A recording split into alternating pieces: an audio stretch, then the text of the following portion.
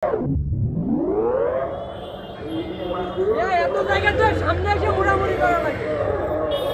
হয়েছে?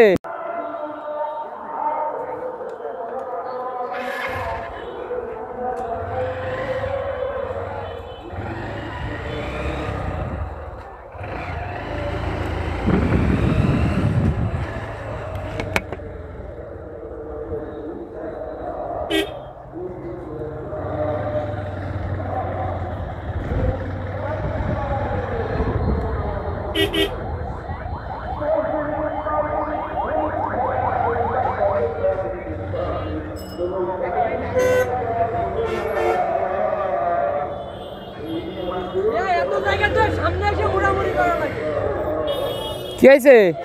কি হয়েছে? সমস্যা কি?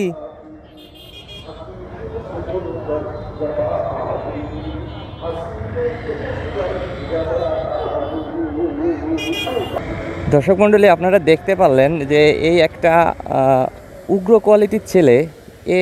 এরা যে কোন কোয়ালিটির আমি বুঝতে পারলাম না। আমি অ্যাম্বুলেন্সটার সামনে চলে আসছে, অ্যাম্বুলেন্সটাও চলে আসছে, আমি আমার সাইডে আছি। হাসপাতালে অ্যাম্বুলেন্সটা ঢুকবে, অ্যাম্বুলেন্স রং সাইডে থাকুক আর যে সাইডে থাকুক, অ্যাম্বুলেন্সকে জায়গা দিতে হবে।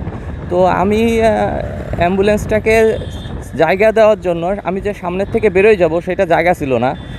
আমার সামনে একটা বাইক ছিল সাইডে দাঁড়ানো, সে বাইকটাও টান দেওয়ার মতো পজিশন ছিল না। তো এই জন্য আমি অ্যাম্বুলেন্সটাকে একটু সিগন্যাল দিলাম, বললাম কি যে আমি সাইড থেকে ঘুরে সরে যাচ্ছি, আপনি ঢুকতে পারবেন। মোটামুটি আমি সিগন্যাল দিয়ে এইটা বুঝাইতে চাইছি, কিন্তু ওর ভিতরেই হচ্ছে ওই ছেলেটা চিৎকার করে উঠছে যে জায়গা থাকতেও সামনের থেকে মুড়ামুড়ি করতে হবে কেন, এত জায়গা থাকার পরেও। তা আমি তখন ওরা জিজ্ঞাসা করলাম দাঁড়ায় যে এই কেন, কি হয়েছে, কি সমস্যা কি? তো ও চলে গেল। আমি দাঁড়ায় জাস্ট জিজ্ঞাসা করতে চাচ্ছিলাম যে ওখানে তার কি সমস্যা হয়েছে। আমি আরও অ্যাম্বুলেন্সটাকে সাইড দিয়ে দেওয়ার জন্য ঘুরে গেলাম, তাতে ওই ছেলেটার প্রবলেমটা কি হলো, নাকি ও একটু হিরোগিরি দেখাইতে আসলো এখানে। ওখানে একজন পুলিশের লোক ছিল, প্রশাসনের, সে কিন্তু দেখে কোনো রিয়্যাক্ট করে নাই। সে বুঝতে পারছে যে আমি তাকে জায়গা দেওয়ার জন্য ওই সাইডের থেকে ঘুরে গেছি, কিন্তু তারপরেও ও হচ্ছে এই রিয়্যাক্টটা করলো।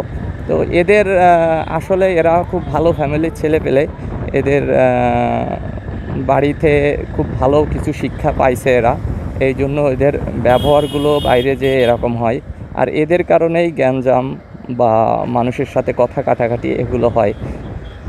তো দর্শক মণ্ডলী, দেখতে পারলেন যে শহরের ভিতরে এ ধরনের ছেলেপেলেরা থাকবে, আর এদের সাথে কথা বলাটাও হচ্ছে আর একটা বোকামি।